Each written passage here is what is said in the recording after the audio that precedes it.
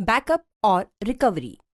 Information technology में backup या backup की प्रक्रिया कंप्यूटर की डाटा की प्रतिलिपि बनाने और उसका संग्रह करने को कहते हैं, ताकि डाटा के खराब हो जाने की स्थिति में उसका प्रयोग कर सकें। बैकअप के दो अलग-अलग ध्येय होते हैं। इसका मुख्य ध्येय है डाटा के मिट जाने या खराब हो जाने के बाद उसे रिकवर करना। कंप्यूटर से प्रयोगकर्ताओं के लिए डाटा का नुकसान होना आम अनुभव हो सकता है। एक सर्वेक्षण के अनुसार 66% लोगों ने अपने घर के कंप्यूटर पर अपनी फाइल्स जरूर खोई हैं। यूजर द्वारा निर्धारित डाटा को रिकवर करने की पॉलिसी के अनुसार पुराने समय का डाटा रिकवर करना बैकअप का गौण ध्येय है। यह जितने समय के डाटा का बैकअप चाहिए उतने समय के लिए बैकअप एप्लीकेशन में कॉन्फ़िगर किया हुआ होता है।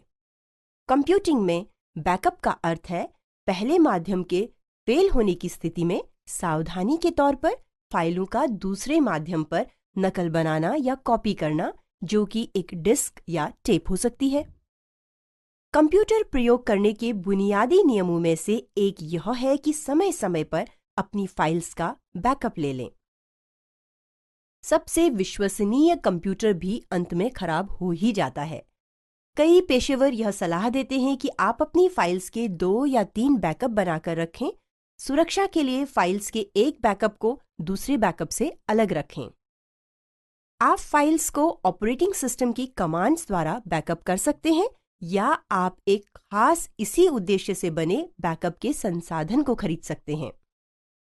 बैकअप के प्रोग्राम अक्सर फाइल्स को कंप्रेस कर देते हैं ताकि उसके लिए कम डिस्क की आवश्यकता पड़े। अधिकतर व्यवसाय एक संपूर्ण बैकअप समाधान पर आश्रित होते हैं, जो रिमूवेबल मीडिया पर डाटा कंप्रेशन, उस स्थान से दूर स्वचालित बैकअप को संग्रहित करना तथा बैकअप की विश्वसनीयता को बढ़ाने के लिए स्वचालित अनुसूची बनाने जैसी सुविधाएं प्रदान करता है। विंडोज में बैकअप और रिकवरी। यदि आपकी हार्ड डिस्क काम करना बंद कर दे या आपकी फाइल गलती से डिलीट हो जाए, तो विंडोज एक्सपी और विंडोज विस्टा की बैकअप यूटिलिटी आपको आपका डाटा बचाने में मदद करती हैं।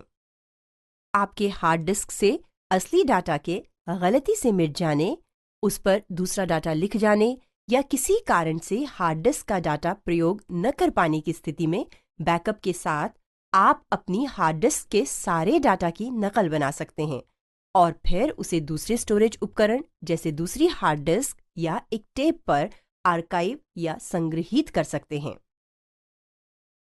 रिकवरी की तकनीकें।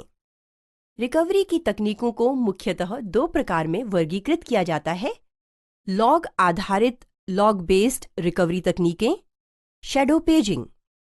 लॉग आधारित रिकवरी तकनीकें हर लेन देन या ट्रांजैक्शन के हर अपडेट का हिसाब रखती हैं ताकि जरूरत पड़ने पर अपडेट रह सकें। दूसरी तरफ शैडो पेजिंग तकनीक को लॉग का प्रयोग नहीं करना पड़ता, क्योंकि डाटा की पहले और सुधार के बाद की इमेज दोनों ही डिस्क पर बनी रहती हैं। यह अनुभाग उस स्थिति के लिए रिकवरी की तकनीकों को खोजता है जहां सारी ट्रांजैक्शंस या लेन देन क्रमानुसार एक के बाद एक होती हैं और एक समय पर केवल एक ही ट्रांजैक्शन होती है।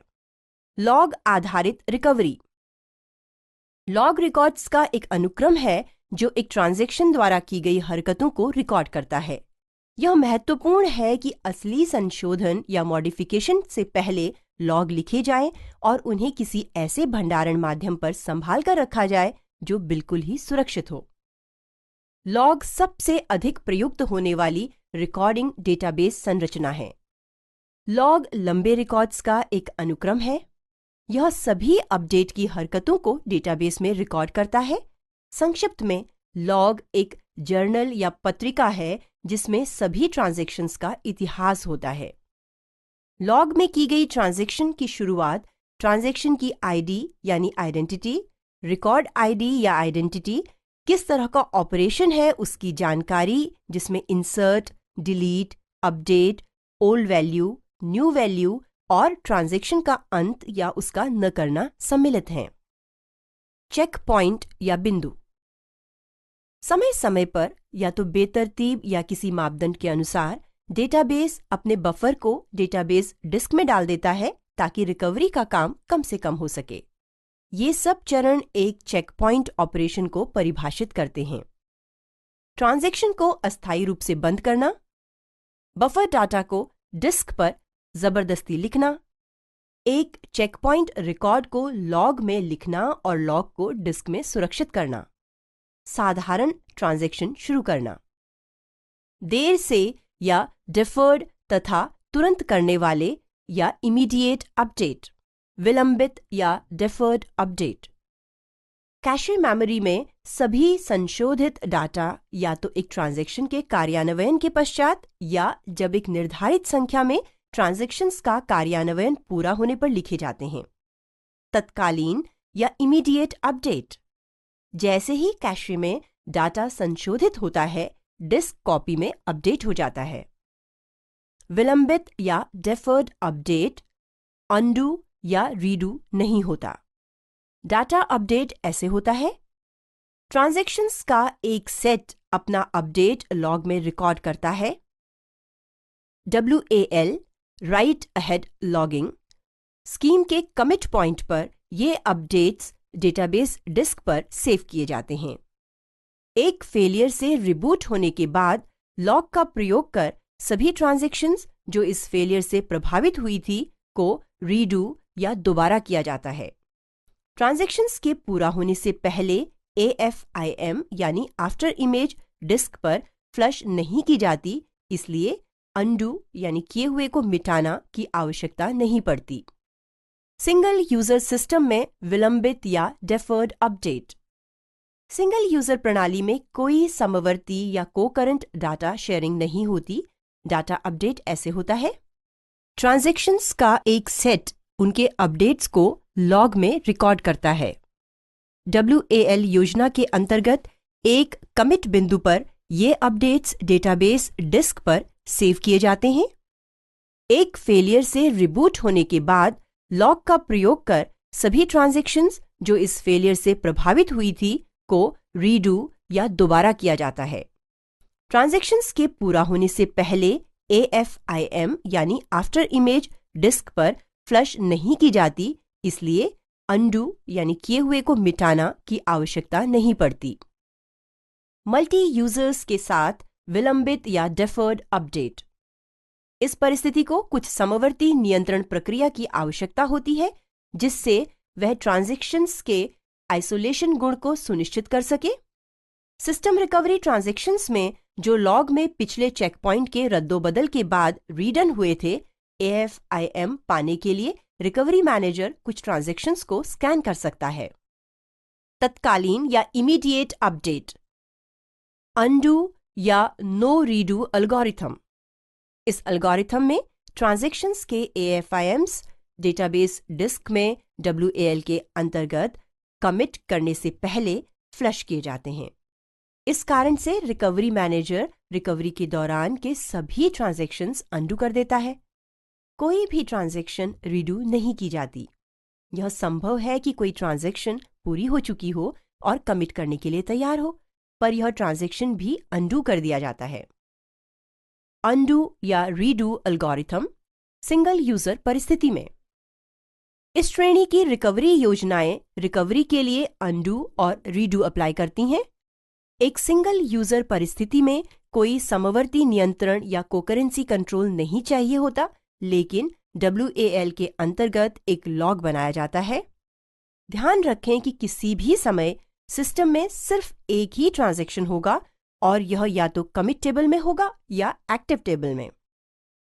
रिकवरी मैनेजर यह सब करता है। कोई ट्रांजैक्शन यदि एक्टिव टेबल में हो तो उसे अनडू करना, कोई ट्रांजैक्शन यदि कमिट टेबल में हो तो उसे रीडू करना। अनडू या रीडू एल्गोरिथम मल्टी यूजर्स परिस्थिति में। इस वर्ग की रिकवरी योजनाएं डेटाबेस को फेलियर से रिकवर करने के लिए अनडू और रीडू का प्रयोग करती हैं। कॉन्करेंट एग्जीक्यूशन परिस्थिति में एक समवर्ती नियंत्रण कॉन्करेंसी कंट्रोल की जरूरत होती है और इसका WAL के अंतर्गत लॉग रखा जाता है। कमिट टेबल कमिटेड ट्रांजैक्शंस का रिकॉर्ड रखता है और एक्टिव टेबल एक्टिव ट्रांजैक्शंस का। रिकवरी मैनेजर का काम कम करने के लिए चेक पॉइंटिंग का प्रयोग होता है। रिकवरी मैनेजर यह सब करता है। यदि कोई ट्रांजैक्शन एक्टिव टेबल में है तो उसे अनडू कर देता है। यदि कोई ट्रांजैक्शन कमिट टेबल में है तो उसे रिड्यू कर देता है। शैडोइंग। कंप्यूटर विज्ञान में शैडो पेजिंग एक तकनीक है जिसका प्रयोग एटमॉसिटी तथा ड्यूरेबिलिटी प्रदान करने के लिए होता है। इस संदर्भ में पेज का अर्थ है भौतिक भंडारण की एक यूनिट जो शायद एक हार्ड डिस्क पर होती है। यह 2 की घात 10 से लेकर 2 की घात 16 बाइट्स के क्रम की होती है। रिकवरी के लिए सभी ट्रांजैक्शंस का लॉग रखना असुविधाजनक होता है। इसका एक विकल्प शैडो पेजिंग प्रणाली का प्रयोग करना है। यहाँ डेटाबेस को पेजेस में बांटा जाता है ताकि फिर उसे डिस्क पर किसी भी क्रम में भंडारित किया जा सके। किसी पेज की स्थिति पहचानने के लिए आप पेज टेबल का प्रयोग करते हैं। कैटास्ट्रॉफिक फेलियर यानी विनाशकारी खराबी। कैटास्ट्रॉफिक फेलियर एक आकस्मिक और संपूर्ण फेलियर होता है जिससे रिकवरी करना नामुमकिन होता है। कैटास्ट्रॉफिक फेलियर से अक्सर एक के बाद एक सिस्टम विफल होते हैं। ऐसा होने पर प्रभावित सिस्टम सुधार से परे हो जाता है और उसका संपूर्ण विनाश हो जाता है। कैटास्ट्रॉफिक फेलियर शब्द का प्रयोग कभी-कभी उस अनापेक्षित गलती के लिए भी करते हैं जिससे सिस्टम रिकवर नहीं हो पाता। कैटास्ट्रॉफिक फेलियर के कारण। कैटास्ट्रॉफिक फेलियर किसी भी मशीन, बिजली के सिस्टम, कंप्यूटर या नेटवर्क के संपूर्ण, अचानक और अनापेक्षित क्षतिग्रस्त हो जाने को कहते हैं। ऐसी टूट-फूट किसी हार्डवेयर के कारण जैसे डिस्क ड्राइव का क्रैश हो जाना, मेमोरी चिप का फेल हो जाना या पावर की लाइन में अचानक तेजी से पावर सर्ज होने के कारण होती हैं। कैटास्ट्रॉफिक फेलियर सॉफ्टवेयर के कॉन्फ्लिक्ट यानी कि मतभिन्नता या मैलवेयर यानी कि द्वेषपूर्ण द्वारा भी हो सकते हैं। कभी-कभी किसी महत्वपूर्ण जगह का एक अकेला कंपोनेंट खराब हो जाने की वजह से भी सारा सिस्टम खराब हो जाता है।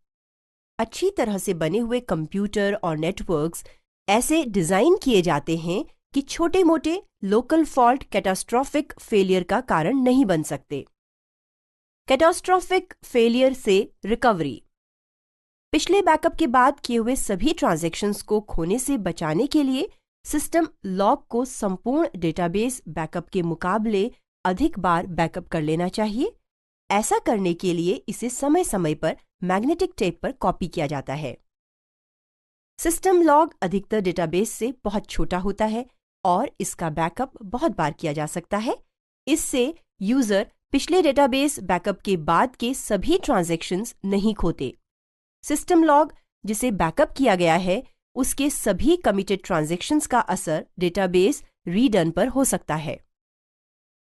प्रत्येक डेटाबेस बैकअप के बाद एक नया लॉग शुरू होता है।